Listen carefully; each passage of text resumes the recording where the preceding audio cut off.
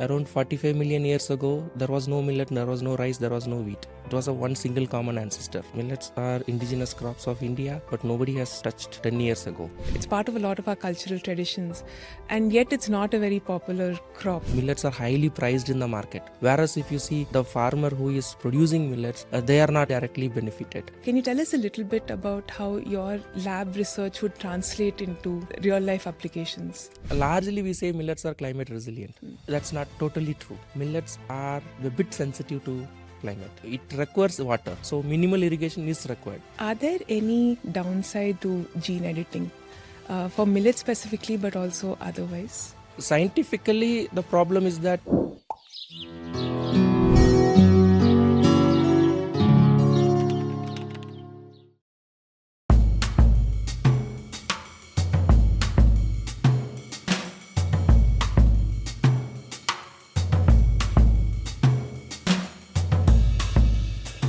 This is the Boring Climate Podcast, a platform where we encourage serious climate conversations. Today we're talking about a crop that is among the oldest known foods to humans. It is also a crop of the future. Millets are gaining recognition for being low maintenance and highly climate resilient. And as the world's largest producer, India has the unique advantage of harnessing this climate-smart plant to protect us against food insecurity risks. Joining us today to better understand what makes millet so robust is Dr M Muthamilarasan, an assistant professor in the Department of Plant Sciences at the University of Hyderabad. He earned his undergraduate and postgraduate degrees in biotechnology from the Madurai Kamaraj University and went on to do his PhD at the National Institute of Plant Genome Research in New Delhi. He was a Fulbright scholar at the Louisiana State University, and his research career has focused on deploying integrated technologies for genetic improvement of crop species. He has served the Government of India's Department of Science and Technology as well. Here at the University of Hyderabad, Dr. Muthu's Millet Lab focuses on understanding what makes millets climate resilient. Welcome to the show, sir. Thank you for joining us. Thank you, Shraddha. Thank you to your team also to giving us an opportunity to showcase our work on millets. Of course, sir. So we'll start off with what sparked your interest in this field of study and in millets specifically. Okay. Millets are unique to us. Millets are indigenous crops of India, but nobody has touched about 10 years ago. Very few institutions are working specifically on millets, but my interest comes from the literature. In Tamil literature, I have seen that most of the literature talks about two millets, foxtail millet as well as kodo millet. And what we can see is that only the latest literature talks about rice. So that means that before the intervention of rice, our early humans were consuming millets along with some other food items. But my interest was to see why millets were there and how it got vanished. And then when I started digging into more on millets, I could see that they are actually climate resilient. So I just want to know why millets are capable of surviving in harsh climatic conditions, whereas rice cannot. Right, sir. So we broadly, your studies have focused on the indicators of climate stress in plants. Could you explain what these physiological or molecular changes are that show you that a plant is under climate stress? Okay, whenever a plant is under a climate stress, first thing is it will show the morphological changes. At morphological level, we will be able to see that the plant is wilting. Right, immediately the leaves will start drowning. So that means the plant is under stress. But inside the plant, there are three levels of changes that happens at physiological level, biochemical level, and molecular level. At physiological level, the photosynthetic mechanism will get interfered, so it won't be that much efficient. So thereby bringing down the growth of the plant. And biochemically, the reactive oxygen species will go up, resulting in the leaves will start showing the burning symptom. That is where the wilted plants look like burnt plants. And then in molecular level, the stress responsive genes, they will start acting. But if the genes are present, it will work to impart climate resilience. If the genes are not there, then the plant will ultimately wither and die. Right. And in terms of millet specifically, what are the genetic characteristics or traits that are making them resilient to these stresses like drought or salinity? Okay, if we see the evolution, Around 45 million years ago, there was no millet, there was no rice, there was no wheat. It was a one single common ancestor. After that, they got diverged. We got rice, we got wheat, we got maize, we got barley. On this side, we have millet, we have sorghum, we have maize. So this divergence happened very later. So they all belong to the same ancestor. But if you see, rice is more prone to stress, whereas millets are very much resilient to stress. What makes these plants resilient is that their architecture, particularly their root system, it has a very deep root system. It can go in search of water and get the water, whereas rice doesn't have that. And particularly millets have a type of photosynthesis what we call as C4 photosynthesis, which is not there in rice. So because of the C4 photosynthesis, the millet plants are able to survive under harsh climatic conditions. Yes. Could you tell us a little bit more in a way that a layperson can understand what is C4 photosynthesis? How is it different? Okay, all the plants evolved to have C3 photosynthesis. When these plants moved to this arid and semi-arid region, they see that the condition is not supportive. So they had to evolve. So they evolved another level of photosynthesis called C4. In C3 photosynthesis, what happens is we call it as molecular nostrils, like how we inhale oxygen through our nostrils. Plants have stomata. Through stomata, the air goes. So from that air, the plant will capture the carbon dioxide. That carbon dioxide will be fixed, right, in the form of a glucose.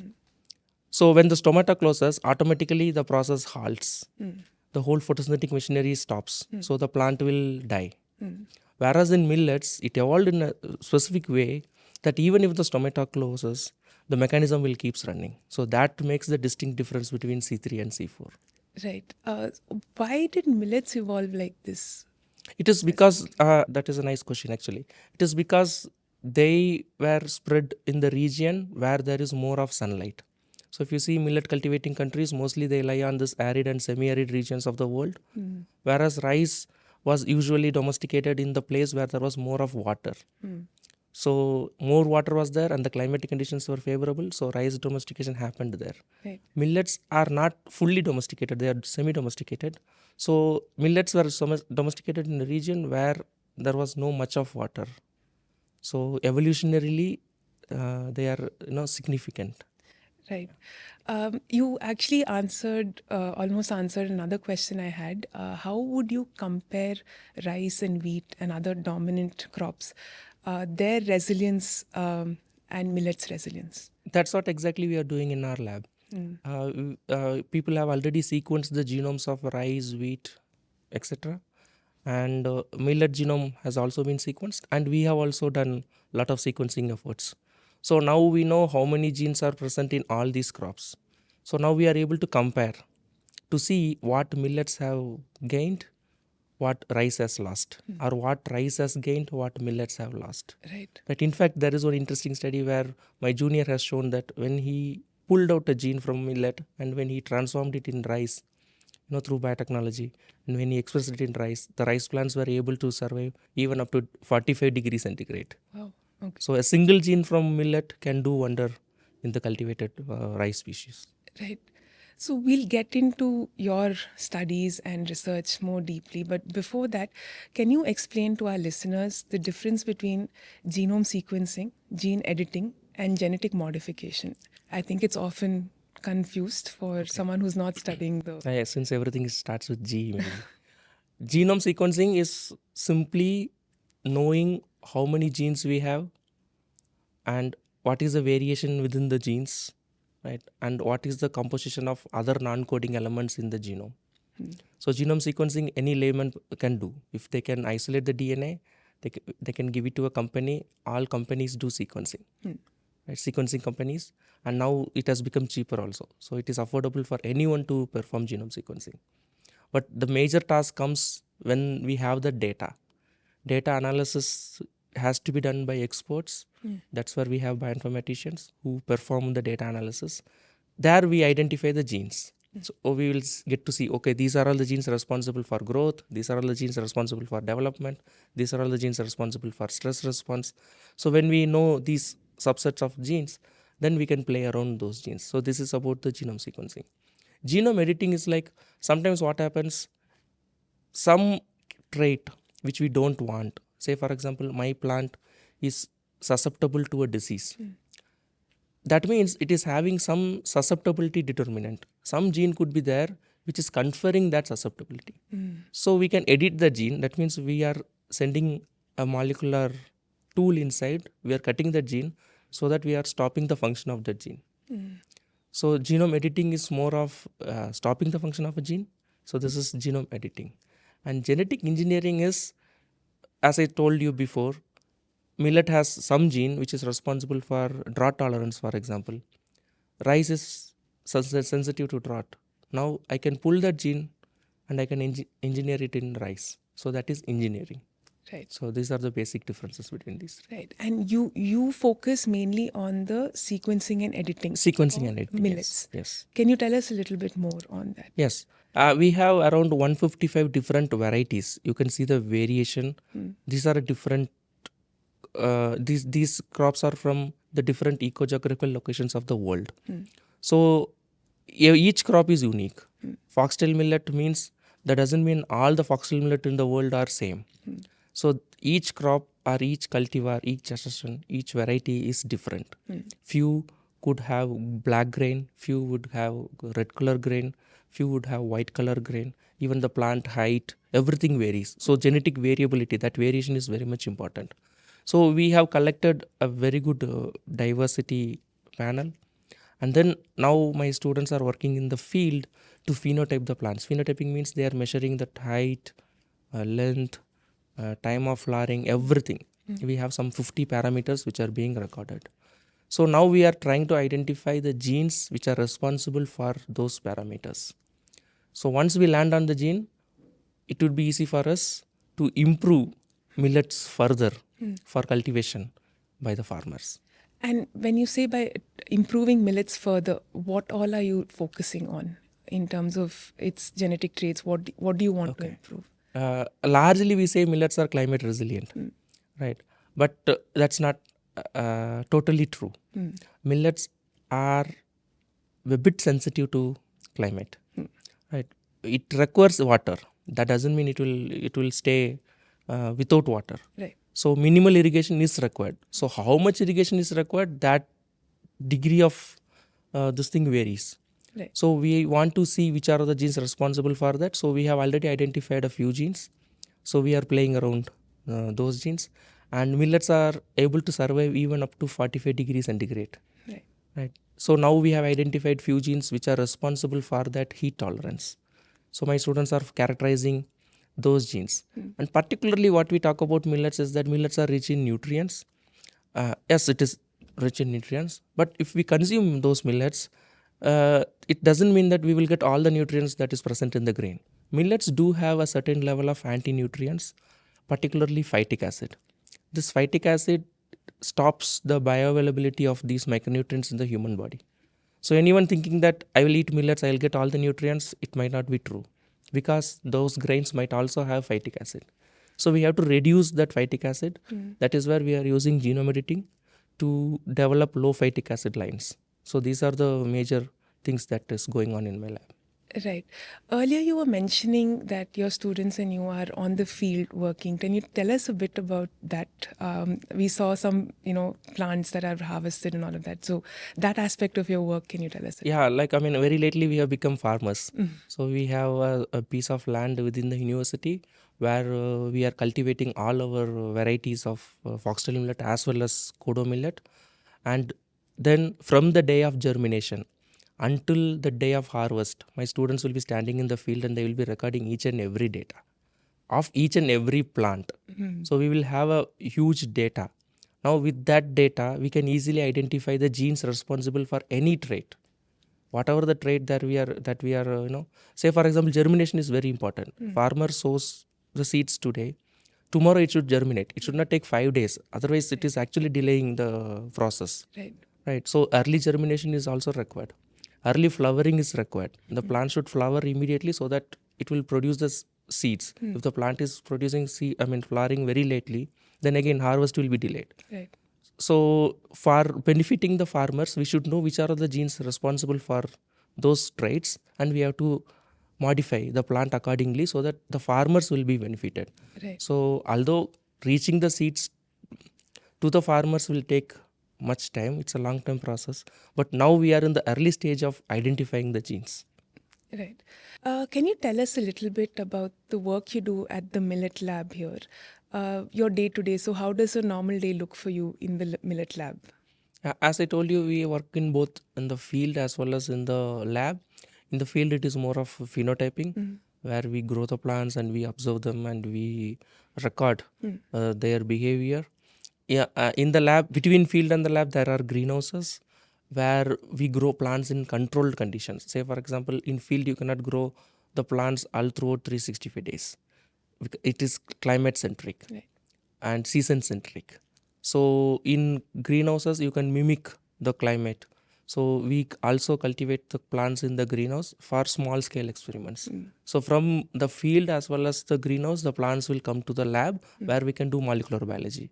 So in molecular biology, we mostly do genome sequencing, where we start from isolating the DNA or RNA based on the type of sequencing we going for, and then we go for sequencing. Once we have landed on the candidate gene, then we do molecular cloning. We try to clone that gene to perform other downstream experiments. So we have 4 sets of labs, and each lab works on each omics. So first lab is for genomics, where they perform the research related to the genes. Second lab is on proteomics, where they look into the protein diversity within the cell. And the third lab is on metabolomics.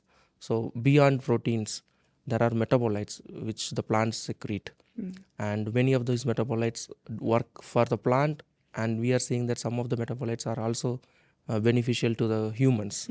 So to study those metabolites, metabolomics lab is there. Otherwise, the general lab space is there, where we engage these interns and other students who come to do their research work. So that is what we are doing, and we have a tissue culture facility where we culture the plants in a test tube. Maybe it would be interesting for you to see, and those plants will be later on taken to the greenhouse. And are there any downsides or disadvantages to gene editing for millet specifically, but also otherwise? Scientifically, the problem is that millet is not like rice or wheat. If you see, the whole world works on these major crops. That's why we call them as staple foods, rice, wheat. So a lot of resources are available. But in millets, hardly few people are available. I would be very proud in saying that among the central universities, only University of Hyderabad, wherein my lab is working exclusively on millets. So I don't have much resources. So I have to optimize each and everything. If I have to pull a gene, I don't have a protocol. So, my students have to spend much of time in troubleshooting experiments and doing this. So that is the difficulty that we face, where there is no resource available for us. But it is again a good thing that whatever we are doing, that is being given to other people. Other researchers are taking those things from us, and thereby we are able to support the research outside our labs also. Right. So you did not start your career with millets. You started it with tomatoes. Can you tell us a little bit about that and what encouraged you to move on to millets? Yeah, actually, my undergraduation and post-graduation are from a college affiliated to Madurai Kamaraj University. During my final year post-graduation, my head of the department asked whether am I interested in doing my internship at the National Institute of Plant Genome Research, New Delhi. I said okay. So he sent me to a lab where my mentor, Professor Manoj Prasad, is there, and I did my MSc internship in tomato. So tomato leaf curl virus interaction. Then I went back to Tamil Nadu, and then I qualified for CSIR net. And then when I joined his lab again for my PhD, he said you continue the same work. But at the back of my mind, that Tamil literature, Kodo millet, Foxtail millet, where are they? Why shouldn't we work on that crop instead of spending time on a crop which is being worked by the whole world? So that was going around in my mind, and I was hesitant to ask my supervisor. But I could see that his lab is also working on millets, but in a very less proportion compared to tomato. But one fine day I went to him and I told, sir, I have a request. I don't want to work on tomato. Can I change to millet? He said, okay, no problem. You carry on with that. And luckily, in that same year, foxtail millet genome has been sequenced and it was released by two independent groups, one from China and one from US. So we had that information. So that was our starting material. With that genome sequencing information, we took off. And now we reached to a level where we have done excellent work in millets and we still continue doing that. So when I was going through some of your research, there is often this mention of the use of multi-omics integration. For someone like me who doesn't have the background, how would you explain that? And what are the other technological advancements that are happening that help you identify these changes and stresses in crops and plants? I'll tell you with an example. Say, for example, I'm having 5 different varieties of foxtail millet. One variety is extremely tolerant to drought. I'm always taking drought as an example because that is the immediate consequence of climate change. Right. So one variety is tolerant to drought, whereas another variety is sensitive to drought. So when I say that both are foxtail millet, how come one plant is responding differently than the other plant? So that is the question. Right. So to address that question, we go and search into the genes. Right. If the tolerant plant is having some genes extra than sensitive plant, then the case is clear. Right. So these genes are responsible for drought tolerance. But in many cases, that is not true. So that is where genomics is failing. Right. Genomics is not able to tell the answer. So now we have to move on to the next omics, transcriptomics. Now we will look into the transcriptome level. Is there any change in the expression of genes? Sometimes expression also won't change. Right. So that chapter is closed. Now we have to look into the protein. So, but the protein is tightly linked to the transcriptome. So we won't go much into the proteomics. Then we go into the epigenomics. That is epigenetics. Some changes happen in the gene itself, which actually regulate the expression of those genes. So we have found several examples where one omics is not able to answer the question. So that is where we have to integrate multiple omicses to answer our research question. Right. So that is where this genomics, transcriptomics, proteomics, metabolomics, epigenomics, 5 omicses majorly play a major role in answering our research question. Right. And the second part of that question is, what are the other types of advancements technologically that are helping you study genomics and, the traits of plants better? As I told you before, millets and rice are evolutionarily little closer, not that close though. But whatever they have developed in rice, we are able to adapt in millets with little bit of modification. So that is the advantage that we have, that we are able to use the roadmap which people have already laid down in case of rice to implement that in foxtail millet, in our crop particularly. Right. So that is how we are doing. So by now we know that there is immense potential in gene editing and understanding these traits of millets and other crops.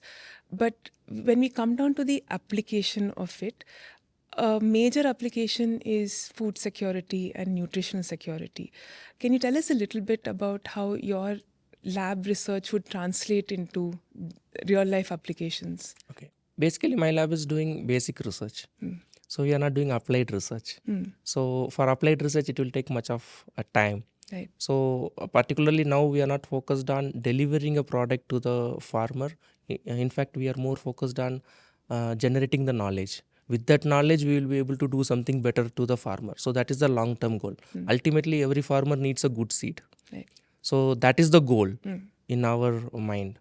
But as of now, we are focusing on improving the traits which will make the farmer meet his expectations. So that is where we are using all the available technologies to improve the traits in the millets.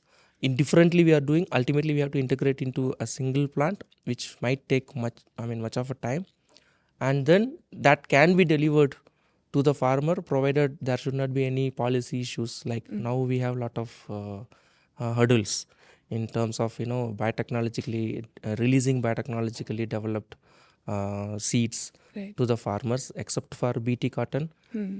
Rest everything is in the shelves. So if that clearance we get, then we would be able to certainly help the farmers with all the developments that we have achieved so far. Right. That brings me to my next question is what are these hurdles and why are they there? Is it a question of safety? Is it a question of something else? Like the research is not advanced enough. What are causing these hurdles and what kind of policy changes would you need to advance this field more? Major issues that I see here is the misunderstanding of the science. Uh, our country allowed the cultivation of BT cotton. Around 20 years we have been cultivating, subject to correction.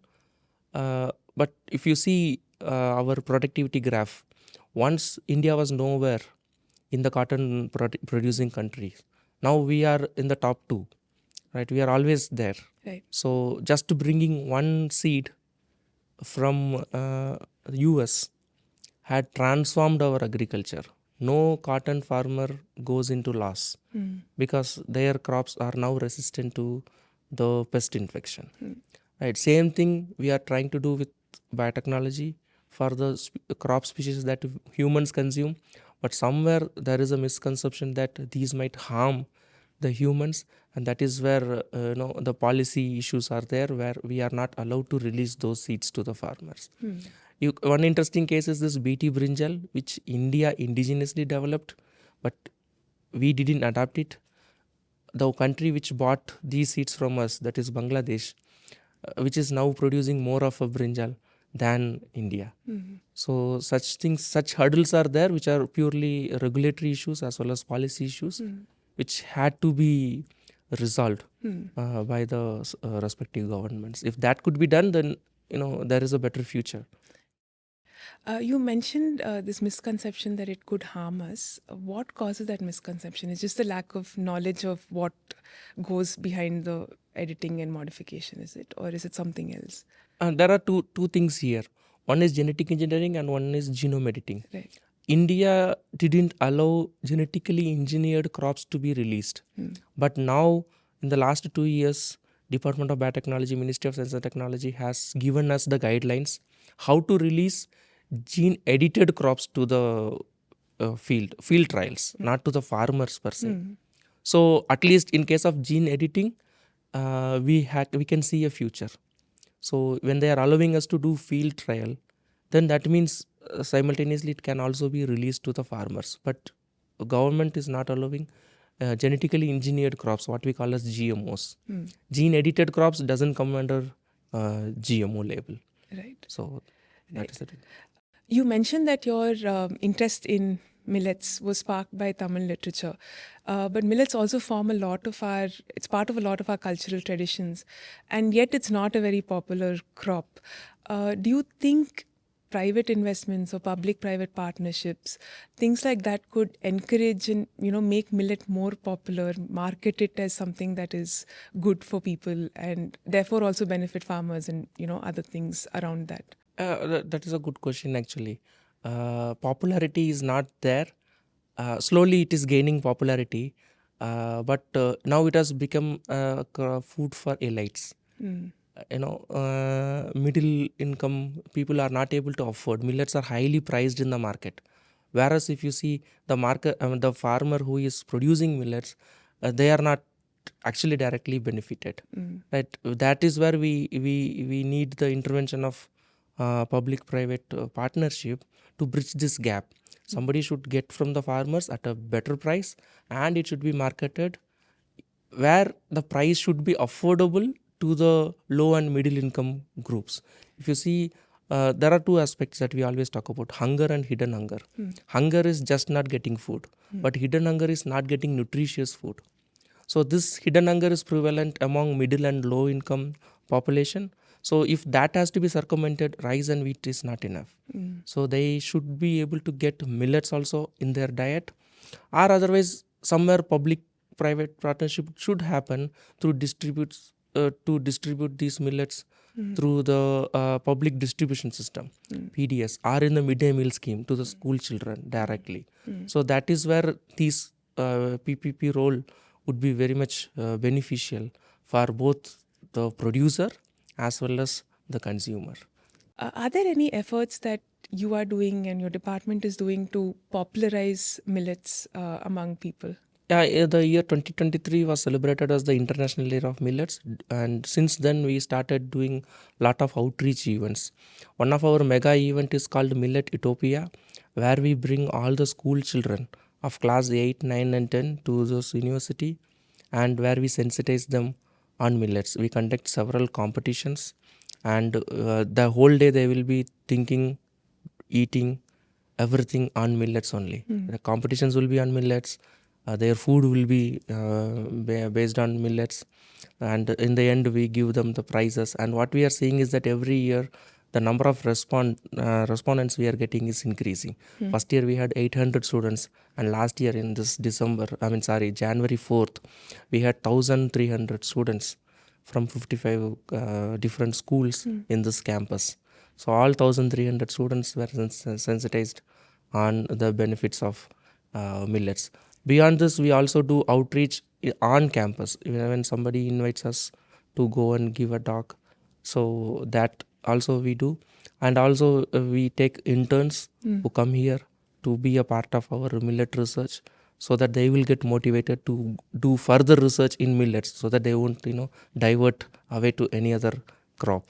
Right. So these are the things that we do our best to sensitize people on millets. Thank you for the conversation, sir. Thank you for the opportunity. Yeah. If you like this podcast, subscribe to us wherever you get your podcasts.